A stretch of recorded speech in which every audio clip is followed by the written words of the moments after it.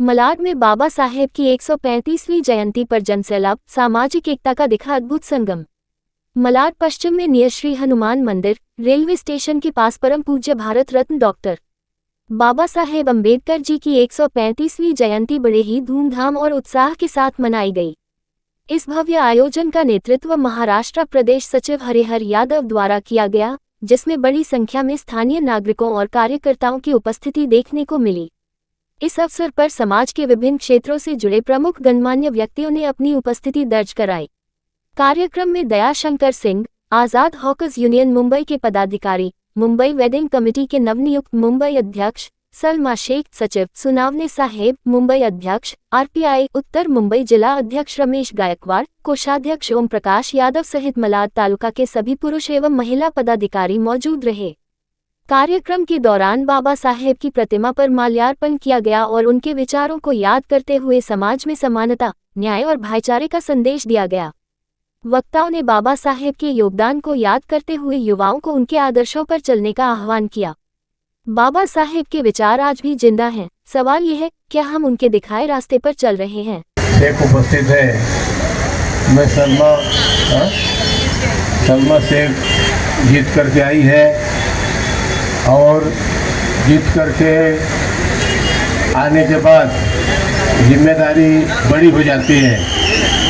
जिम्मेदारी लेने का काम सिंह साहब ने जिंदगी भर संघर्ष किया शुरू के दिनों से, और संघर्ष करते करते यहाँ तक पहुँचे।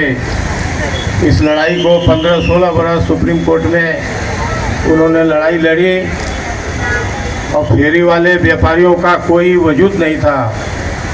बम्बई में 84-85 के दौरान फेरी वालों को दौड़ा दौड़ा के मारा जाता था और एकदम हालत ख़राब थी, कहीं भी जगह नहीं मिलता था। और मैं भी फेरी वाला हूँ, तो फेरी वालों का जो तकलीफ़ है वो हमको अच्छी तरह से मालूम है। और उस समय अलग अलग यूनियन में हम लोग काम करते थे, लेकिन मोर्चा एक साथ निकलता था और वो लड़ाई कोर्ट तक पहुंची और उस लड़ाई को जिम्मेदारी के साथ लड़ने का काम सुप्रीम कोर्ट में सिंह साहब ने किया। और अभी फेरी वाला कायदा 2014 में बना और वो 14 बनने के बाद बीच में इलेक्शन भी हुआ। इलेक्शन में स्टे आया, स्टे के बाद जो है गिनती हुआ, चुन करके प्रतिनिधि आए। आगे जिम्मेदारी बड़ी है। 1,29,000 फेरी वालों का सर्वे हुआ था और उसमें पैसा कम करना, फिर भी कोर्ट ने उनको सभी फेरी वालों को एक टप्पेवार सभी फेरी वालों को कहीं ना कहीं जगह देने के बाद ही कोई बेजगह होगा, इस तरह का कोर्ट ने आदेश दिया। और इस लड़ाई का लड़ने का काम सिंह साहब के नेतृत्व में पूरे मुंबई के फेरी वालों ने किया और सिंह साहब लड़ते लड़ते कोर्ट से रास्ते दिलाने का काम किया। सलमा शेख साथ में लड़ाई को ताकत देने का काम किया और सलमा शेख 1-2 मिनट में, क्योंकि 2-3 मिनट में ही अपने को भाषण सब खत्म करना है, 1-2-3 मिनट में ही सलमा शेख बताएंगी, ऐसा मैं गुजारिश करता हूँ। बहुत बहुत धन्यवाद। रिपब्लिकन पार्टी के तमाम नेता यहाँ पर उपस्थित हैं, चाहे वो सुनने साहब हो, हरिहर यादव जी, जो ज़मीन की लड़ाई से एक पार्टी के राष्ट्रीय मंच पर पहुँच गए। हमें बहुत खुशी होती है कि हमारे बीच से उठ करके कोई व्यक्ति राष्ट्रीय पार्टी तक पहुँचे, इससे बड़ी खुशी की बात और क्या हो सकती है।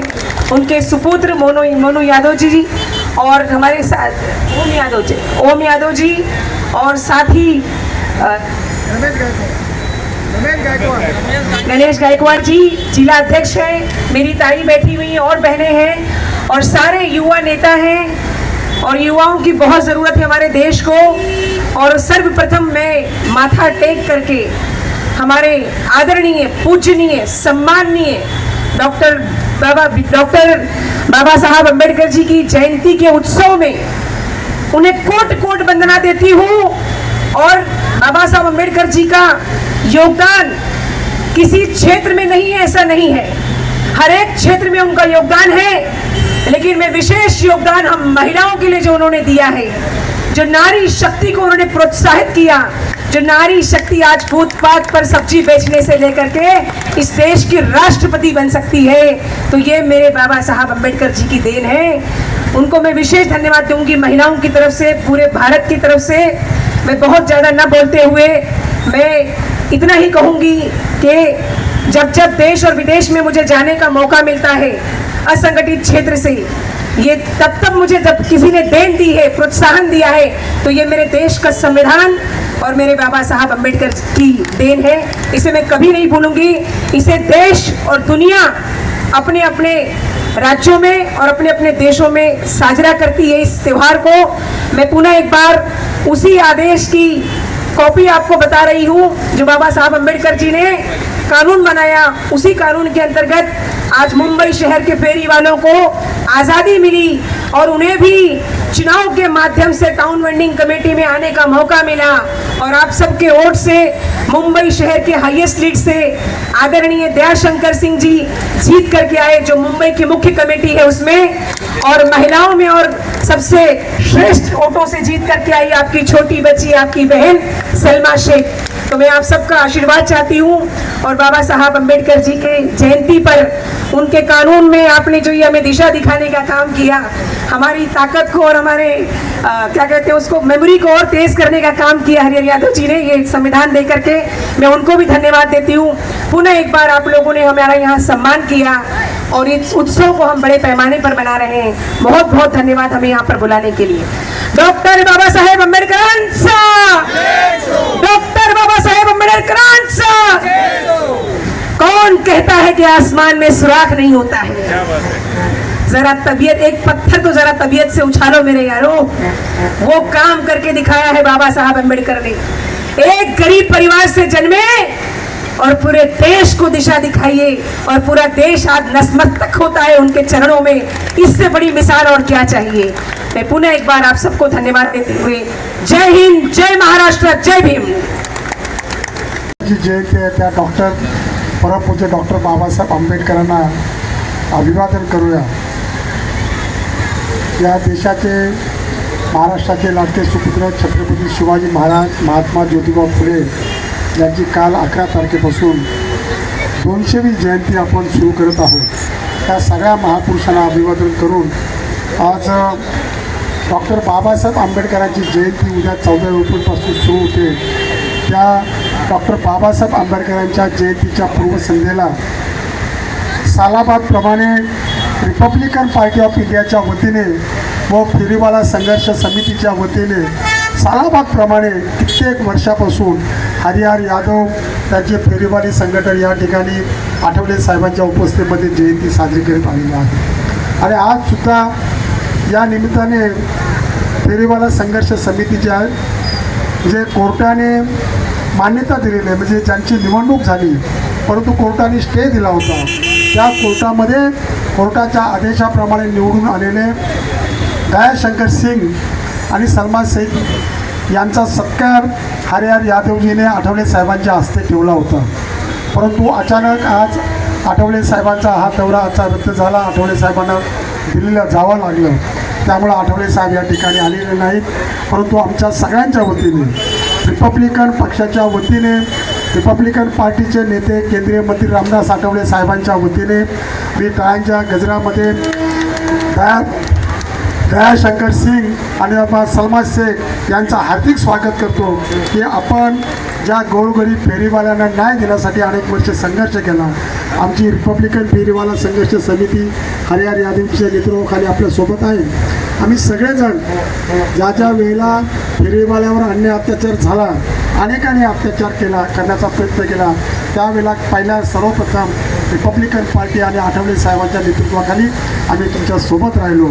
आणि आज तुम्हाला न्यायालयाने जो हक्क दिलेला आहे त्या न्यायालयाच्या हक्काप्रमाणे गोरगरीब परिवाराला आपण न्याय देण्याचं काम कराल अशी मी अपेक्षा व्यक्त करतो। आणि आज या जयंतीच्या दिनी खरं म्हणजे या ठिकाणी आता वेळ जास्त घेत नाही, कारण आपल्याला गाण्यांचा कार्यक्रम डॉक्टर बाबासाहेब आंबेडकरांच्या विचारावर जी चाललेली गाणी आहेत ती ऐकायची आहेत, त्यामुळे मी जास्त काय भाषण करणार नाही। परंतु डॉक्टर बाबासाहेब आंबेडकरांनी या देशाला संविधान देऊन हा जो भारत एक संघ ठेवला, प्रत्येक जातीच्या धर्माच्या प्रांताच्या माणसाला बाबासाहेबांच्या संविधानामुळे एकरूप एका देशाचं नागरिक बनवलं, एक संघटित बनवलं. प्रत्येक नागरिकाला गरीब असेल श्रीमंत असेल करोडपती असेल त्या प्रत्येक नागरिकाला समान हक्क दिला. त्या डॉक्टर बाबासाहेब आंबेडकरांना आपण या त्यांच्या 135व्या जयंतीच्या निमित्ताने अभिवादन करूया.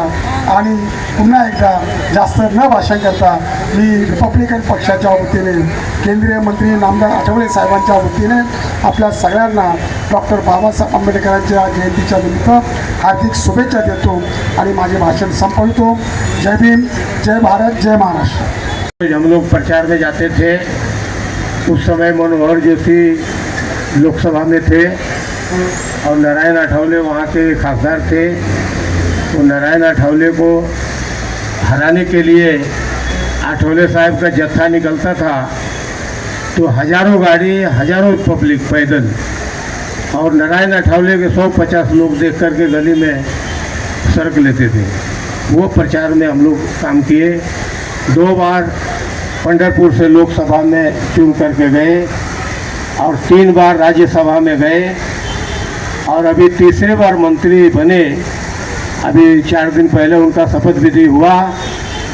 तो आठवले साहब को मैं यहाँ से ही हार्दिक शुभेच्छा देता हूँ. आज यहाँ होते तो अलग नज़ारा होता था. हमको बहुत बड़ा चांस मिला हुआ था मंत्री होने के बाद तीसरी बार.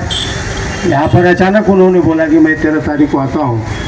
हमारे दिमाग में आया कि सिंह साहब का स्वागत और सभी फेरी वालों की तरफ से उनका स्वागत. अभी हम सभी लोग उनका स्वागत रखेंगे तारीख लेकर. सिंह साहब मंजूर है कि मंजूर खान रहेगा तो यहाँ आठवले साहब सभी लोगों में, सामान्य लोगों में, महिलाओं में, सभी क्षेत्र में हर जगह पहुँचे हुए हैं. हमारे गांव में भी, मैं यूपी में, हमको जितना लोग नहीं पहचानते हैं उससे ज़्यादा लोग उनको पहचानते हैं और वो भी लोगों को पहचानते हैं. यहाँ आठवले साहब को हार्दिक शुभेच्छा. यहाँ दयाशंकर सिंह साहब यहाँ पर आए हैं. काफ़ी अथक प्रयत्न शुरू से ही दयाशंकर सिंह जी भी फेरी वाले हैं. महानगर पालिका में अफसराय ऑफिसर थे. फेरी वाले की लड़ाई में उनकी नौकरी गई, फिर भी ये फेरी वालों की लड़ाई छोड़ी नहीं. और वो सिंह साहब अभी आपके सामने अपने शब्द रखेंगे. सिंह साहब आदरणीय रिपब्लिकन पार्टी ऑफ इंडिया के सभी नेतागण, हमारे सामने बैठे हुए मेरे भाइयों और बहनों, स्टेज पर अपने कलाओं से हमें जगह जगह गाड़ी नहीं होने के कारण जगह जगह पहुंचाने वाले श्री संतोष मधेसिया जी, बोरियोली के हमारे फेरी वाले, चुन के आए हुए श्री सिंधे साहब जी, मैं हरिया यादव जी को कहीं नहीं भूलता, क्योंकि इतना बड़ा सत्कार जिन्होंने किया है मैं उसके काबिल नहीं था. मैं तो आविर्भूत हो गया हूँ. असल में मैं सत्कार मूर्ति नहीं हूँ, मैं तो युद्ध का मूर्ति हूँ. असल में मैं नेता नहीं, एक बड़ा पाव की गाड़ी पर बड़ा बनाता था. देखा, हमने कहा एक दिन अगर फेरी वालों को मैं संगठित कर पाया तो उनकी जिंदगी का सूर्य उदय जरूर कराऊंगा मैं. लेकिन इसमें मेरा कोई बहुत बड़ा योगदान नहीं है. सलमा 6 बरस की उम्र में पालक बेच का टुकड़ा थी, लेकिन धीरे धीरे धीरे धीरे वो लखन का टुकड़ा एक ऐसी तलवार बन गया कि मुझे जहाँ भी जरूरत पड़ती मैं यूज करता हूँ और दुश्मन साफ हो जाता. साथियों, मैं जो जीता हूँ ये बहुत बड़ी जीत नहीं है कि कोई नेता कोई जीता है कल से कल है. आज बाबा साहब अम्बेडकर की रचना में जो आप लोगों ने संविधान दिया है, इसमें अगर 19(1)(g) बाबा साहब अम्बेडकर जी ने नहीं दिया होता तो शायद आज फेरी वालों का उद्धार नहीं होता था। डॉक्टर भीमराव बाबा साहब अम्बेडकर ने कौन सा कोना छोड़ा है, किसका उद्धार नहीं किया है? नारियों का उद्धार नहीं किया, दलितों का उद्धार नहीं किया, मजदूरों का उद्धार नहीं किया, किसको छोड़ा उन्होंने? उनका है जो मर के भी दिया करते हैं। आज 135वीं जयंती है, बाबा साहब पता नहीं कहाँ हो, लेकिन वो न जाने कितने शताब्दियों तक जिंदा रहेंगे। है आप लोग मानेंगे नहीं, मुझे कहा गया कि आपको अगर महानगर पालिका के कर्मचारियों की यूनियन चलाना हो तो आप चला सकते हो, लेकिन फेरी वाले जो दोनों चुनना है, नौकरी करना है या यूनियन चलाना है। कौन कह रहा था? खैरनार कह रहे थे। हमने कहा 1.5 करोड़ आबादी है मुंबई की, सब म्यूनसिपालिटी में काम नहीं करते हैं, लेकिन पेट सबका जी रहा है। मैं इतनी दूर निकल चुका हूं कि जब तक फेरी वालों को नगर पालिका ने हमको नौकरी से निकाल दिया और बोला महानगर पालिका में काम करने के काबिल आप नहीं हो, और जिन लाइसेंस धारकों के, जिन लाइसेंस के काम करने वाले लोगों के कारण 12 बजे रात तक, फिर 12 दिन तक वो हमारा वोट गिनते रहे और हाँफते हुए सवेरे बोले दया शंकर राम ने जो बोले कि आप नौकरी करने के काबिल नहीं हो, वही कल कहेंगे आइए आपको ऑफिस देता हूं। किससे कैसे मिला है? डॉक्टर भीमराव बाबा साहब अम्बेडकर काल में। लेकिन इतना मैं कहूँगा, अगर यहाँ पर कोई फेरी वाला भी है, अभी सूरज जब चमकता हुआ सूरज तुम देखोगे, बहुत बहुत बधाई अभी, लेकिन लड़ाई बहुत बाकी है। आप देखिए, मैं मैडम के वहाँ के लोगों को बैठने नहीं दे रही हैं, हालांकि बहुत अच्छी हैं, हमसे मिली, बहुत अच्छा बातचीत हुई, लेकिन उन्होंने जब आने गया, सुप्रीम कोर्ट ने अगर कह दिया फेरी वालों को हटाओ, वहां का आदेश आने नहीं पाता, यहाँ पर गाड़ी चालू हो जाती है उनको हटाने का। लेकिन अब इनको सर्कुलर भेजना पड़ेगा, फेरी वालों को लाइसेंस देना पड़ेगा। हरियाणा यादव और आप जैसे लोगों का मुझे 7 जो रिपब्लिक 435 को लाइसेंस मिलेगा। बहुत बहुत धन्यवाद। भारत माता की, भारत माता की, भारत माता की। धन्यवाद।